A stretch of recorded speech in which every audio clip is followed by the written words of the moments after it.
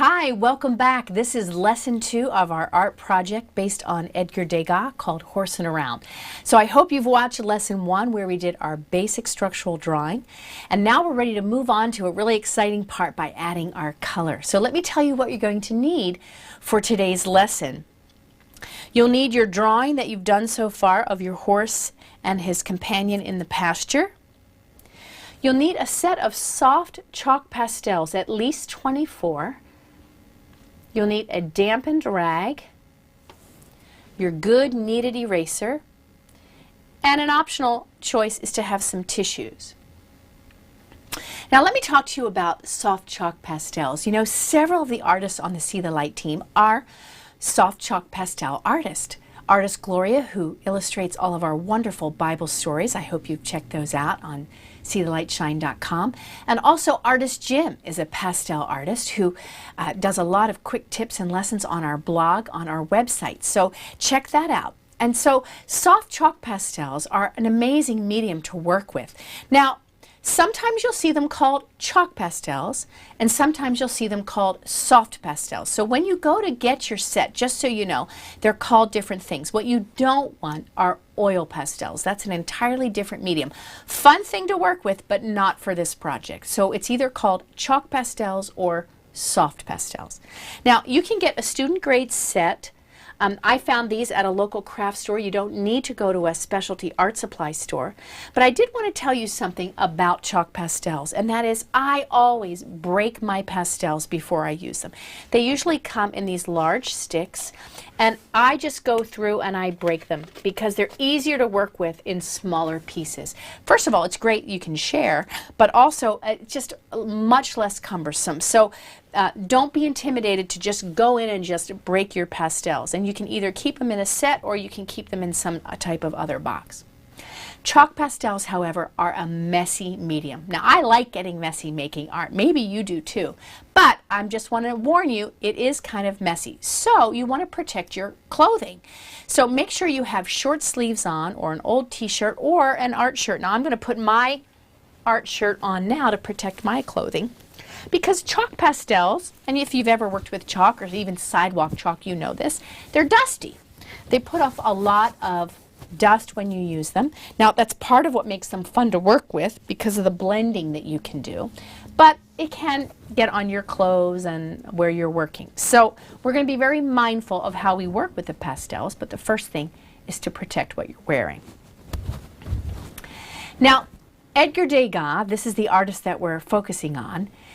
He had two favorite subjects that he loved to study and to portray in either oil paints or in pastels, and that was either ballet dancers or race horses. And he loved the different brightly colored silks of the jockeys and the musculature of the horses. And I want to show you this painting that we have here in the studio. This is detail from one of his called Race Horses in a Landscape. And I love it because we're putting our horse in a landscape, and so it's just perfect. And you can see by looking at this, he has most of the horses are turned away from us with their jockeys. This one's coming forward, this one's coming forward. And so there is some detail, but not a lot of detail. He focused more on composition and color and form. So I can't tell what color eyes this horse has, or I can't see any detail in the ears, but I see lots of beautiful color. Look at how the white of the jockey's pants stands out against the horse, and this fabulous landscape. This is done with chalk pastel, and there's lots and lots of color going on here. And that's one of the great things about chalk pastel as a medium. You layer in a lot of colors, and the other colors show through. That's also the reason why I like to use a toned paper. Some of that color from the toned paper comes through even when you're using the pastel. So it's very exciting, and I know you're probably anxious to get started or working on some color.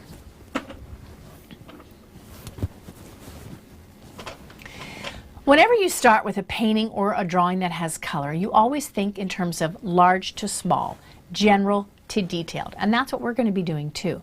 We're not going to work on fussy little details like the eye of the horse or the top of his mane until we get the broader areas of color in. So that's how you have to work. So what we're going to do today, my friends, is lay in our flat base color. So everything has a base color, something that is the predominant shade, and then we add additional colors and texture to it as we go along. So we're going to start with our pasture here that the horse is in the front, and so of course it's going to be green. So I'm going to take my green pastel, and of course I've broken the stick because it's easier to work with a half stick than a whole stick. And when you're working with pastel, you want to use the flat side of the pastel. You don't think of it in terms of drawing where you're using a point. You're using a side so that you can get as much coverage of color as possible. And because this is a paper specifically designed for pastel, it has a little bit of tooth. Tooth means texture. It's not super smooth. If you were to go around and feel different types of paper, you'd see that those that are meant for charcoal or pastel, you can hear that little noise. Hear it? Because there's tooth on this paper. And that's so the little ridges or bumps can capture that pastel dust. So I'm going to use the side of my pastel, and I'm going to very quickly, see how fast I'm working, lay in some color right up to the horse. I'm going to stop there because the next step is so important, and I love to get messy, and you're going to use one finger, and you're going to use a small circular motion to push the pastel dust into the tooth of the paper, like so. And you can do this rather quickly. And so that spreads the pigment right down. And now we're going to keep going. I'm using the same color, so I don't need to really clean my hand. And I'm not worried about if I go over some of my lines because I'm going to fix that. I mean, I'm trying to be a little bit careful, but I don't have to be super careful. And so once I get an area that's about 6 inches square, then I go back in, use my blending finger, and I make a circular motion to smudge that in. Now, I've seen some pastel artists that use their whole hand to blend. I don't like to do that. I prefer to just use one finger, not even two. One finger, because I might need to adjust something with a different color later, and I want to make sure I have a clean finger. So I just use one finger. So you're going to go over this whole front pasture with this, the brightest green in your set.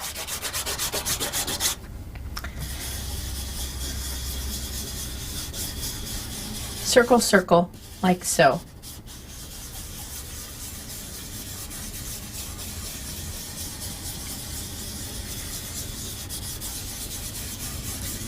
Now that sends a lot of that dust into the fibers, into the teeth of the paper.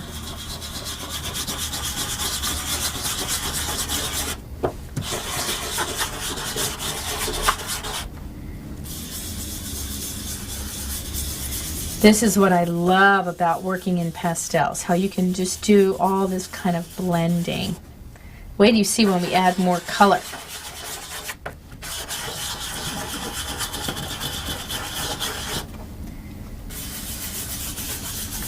Like that.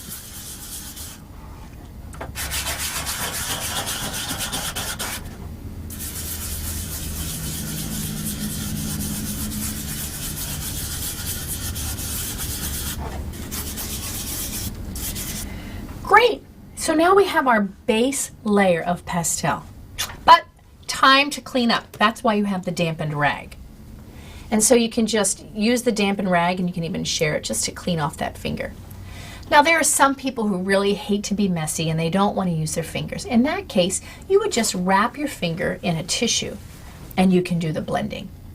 Now that works. Sometimes the tissue though will actually pull up some of the chalk pastel pigment, and you might spend a lot of time laying in pastel and then you wipe it right back up again. So you've just got to be careful if you do opt for the tissue that you don't over rub, because it'll just pull the pigment right back up again. So now we need to do our hill. Well, you're saying, what hill? We don't have a hill. Well, we didn't draw it in with pencil because we really didn't need to. So that's what we're going to do now. colors as they recede in the distance appear duller. So we might know that that hill is also green, maybe tannish brown, some gold, but it will appear duller. So I don't want to use this really bright color for my hill. These seem too dark. So I think I'm going to go with this goldish color here, and I can add in green later. So if you have like a goldish tan in your set, what you're going to do is we are going to use the point of it now to just define our hill. And since we have a rather large figure here of the horse on the left, I want to balance out my composition. So most of the weight of the hill is going to be on the right because he's a little figure over here. So our hill will be highest and fullest over here, and then I'm going to have it slope down like that. So I think that's where our hill is going to be. So now you're going to take this goldish color and we're going to go right over the back. And it's okay if we go over the fence, that's fine. So you're going to use the same technique of using the side of the pastel and laying in color quickly. So I'm going to go around my horse, but I'm going to go over my fence. And I'm going to use my finger, my single finger, to blend that pastel into the grain of the paper.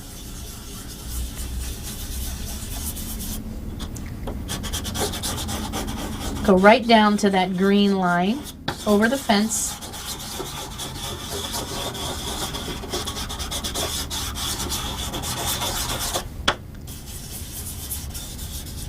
You can hear the pastel against the tooth of the paper.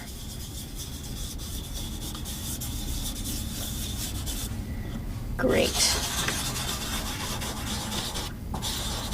You should be able to sweep in your color fairly quickly.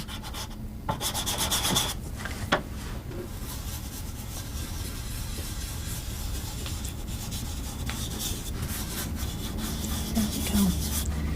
And the last little bit here.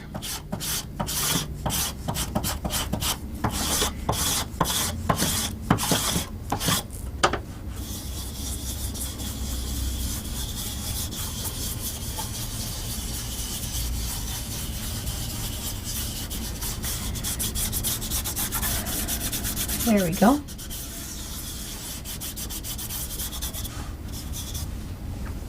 Time to clean up. Also gives you a chance to check it out, see if there's areas that you missed.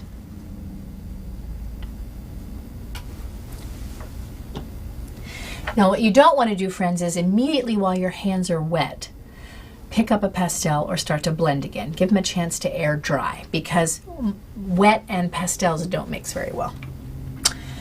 Okay, so we have our main pasture and we have what is going to be our more distant hill. And we need to add in two other major areas, and that's the horses themselves and the sky. So let's do the sky. I'm going to use the lightest blue in my box. I'm going to break it in half, of course, before I start. And this is going to cover this whole area. And of course, you're going to be creating dust that's going to go off the page. Using the side of the pastel.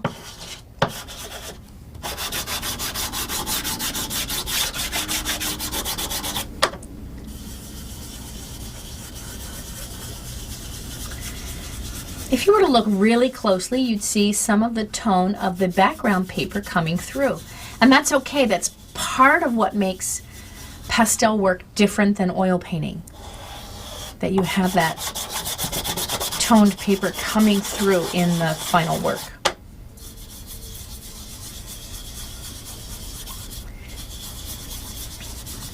Now, can you see the pastel dust that I'm making here?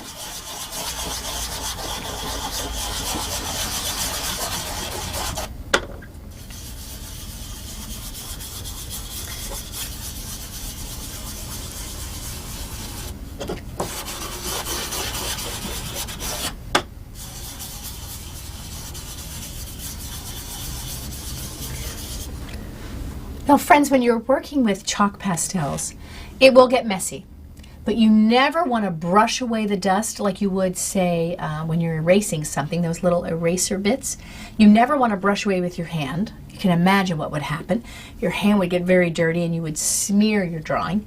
And you never want to blow like that, to blow the dust. It'll get into someone's lungs or someone's eyes. It's not good. So what do you do with that extra chalk dust?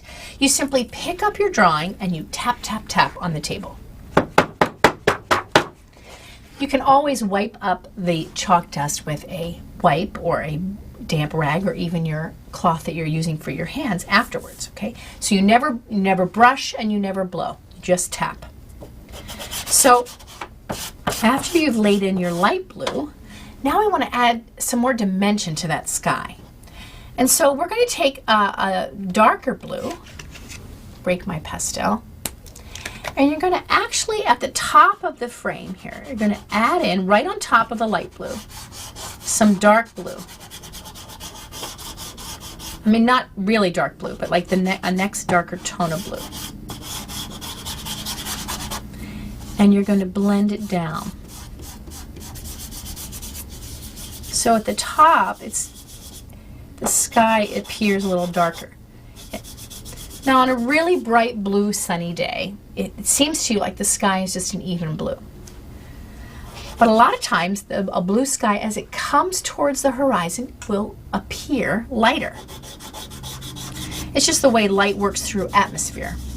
So that's why we're going to have this darker blue towards the top here of our sky. And I'm going to blend. And so what I want to do, and I'm going to tap that way.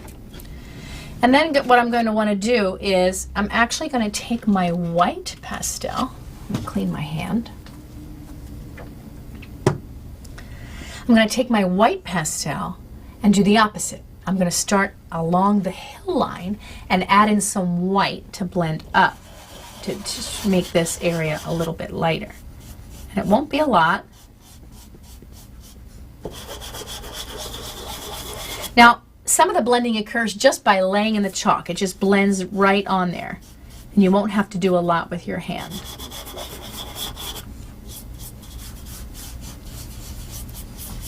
Can you see how that is lighter as it moves down and darker as it heads up? That's what we want.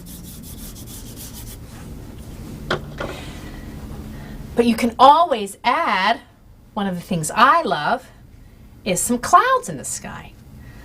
Now we're not going to finish the clouds today. We're going to do that in lesson 4, but we're going to put in some for placement so we know.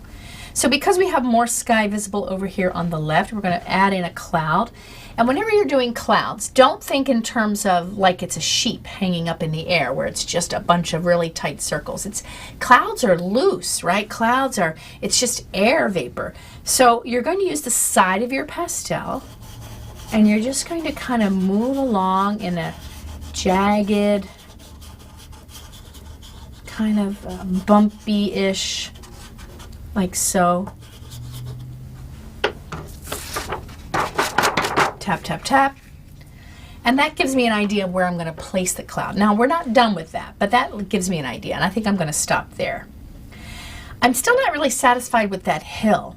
Of course, everything looks very flat, right? And we're not going to stay like this, but we need to kind of establish our base color. So I think I want to add in some green on that gold hill. It's just a little too gold for me. So I'm going to use kind of this medium green. And I want to see what happens if I just put in a few light to blend with that gold. Yeah, I think I like that better. Now, pastels can be erased. Of course, that's why you always like to keep your layers nice and light with pastels. The whole idea of pastels is to layer color. And you can see I'm putting in just a very light layer and then using my finger to blend to have that duller shade on that hill in the distance. Like so. Very light.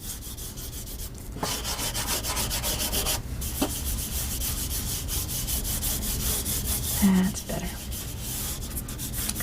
Now we're going to add more detail into that hill as we get into our further steps. But this is a good base layer to start. And so the last base layer that we need is for our animals. So I'm going to make an assumption that my horse is a bay mare. And a bay mare is a type of horse that has a rusty reddish brown coat, but dark points, which means its mane, its tail, its lower legs are much darker, almost to black, as opposed to being all one color. So a bay mare has a reddish brown body and then like black tail, black mane, and black lower legs. So I see this rusty reddish brown color, which is perfect here. And so I'm going to use this. I break my pastel. My hands are dry, and I'm just going to lay in the base color. So using the exact same technique we've used up to this point.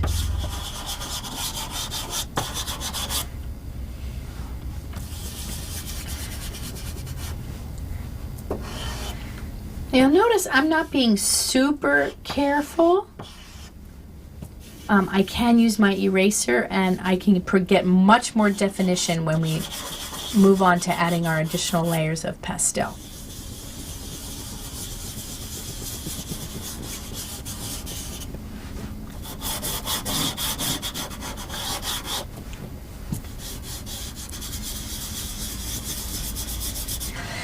The other reason, my friends, is that you don't treat it like crayons in a coloring book is you don't want to waste the pastel dust. Because you can move the pastel dust pigment into the tooth of the paper, you get the results that you need without feeling like you have to color in with the corner of the pastel every spot. And that'll just create dust that you tap off, and so it's wasteful. And so that's why you do a little area, spread it with your hands, and you can get just as much of the result you need without wasting pastel.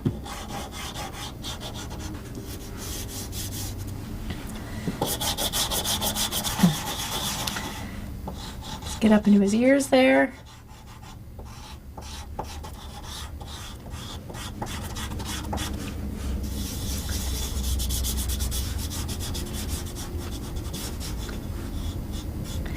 Now that's pretty flat.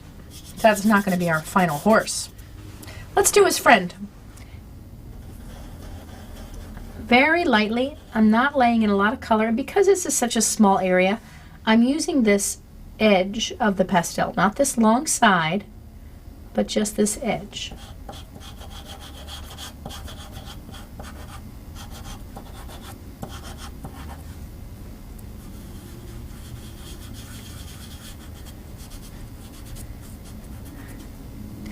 Use the little corner to get in those little ears. Now, because he's further away, you don't see a lot of detail. That's another one of the rules of atmospheric perspective. Detail is seen when it's close up and not further away. Take a look at this Degas painting. Again, race horses. This Degas painting is called Horses Before the Start. And you'll see it's a whole gathering of horses waiting for a race to start. And there's some horses that are closer to you and some that are further away. In fact, they're against a golden hill, but in a beautiful green field, very much like what we're doing. And so you don't see a lot of detail in that distant horse, but you know it's a horse. So I'm looking at our hill. I don't see enough definition between our front pasture and our hill. So because my hands are dirty from blending my horse, I'm going to actually stand up and look at my painting from a little bit of a distance, okay?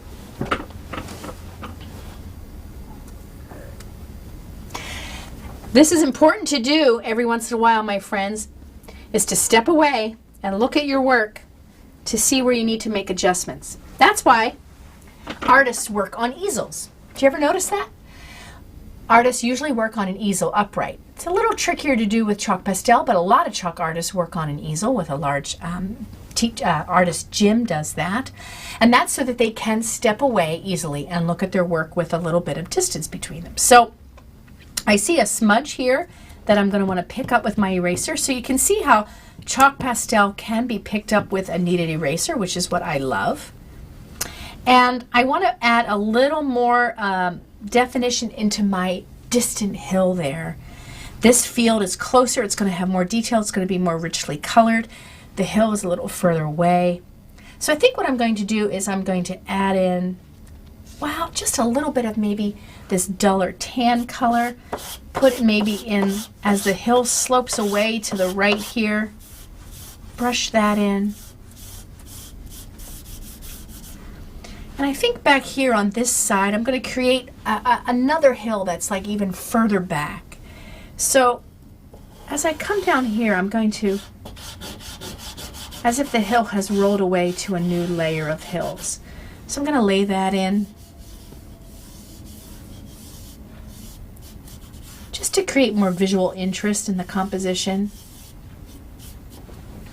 So all we're doing is really adding some additional dimension to the hills, and we're going to be working on that actually throughout the whole process, right? To create some more dimension. I can see that I want to add, maybe as the sun is coming in, a little bit more highlight on this hill. As there's shadow on that side, there's blending there. It reminds me of a great verse in Scripture. It's from Psalms, that great book of Psalms. This is Psalm 147. 147:8 says, "He covers the sky with clouds, and he supplies the earth with rain, and makes grass grow on the hills." Just a simple statement about how amazing God is. But everything that we have comes from God, even something as simple as rain to allow these horses to have these hills to graze on. Well, the next time we're together, friends, we're going to focus on our horse and putting in a lot of detail to really make this horse go from just this flat, rusty color to an animal with beautiful muscles and ready to graze in this pasture. So join me next time for lesson 3 of Horsing Around.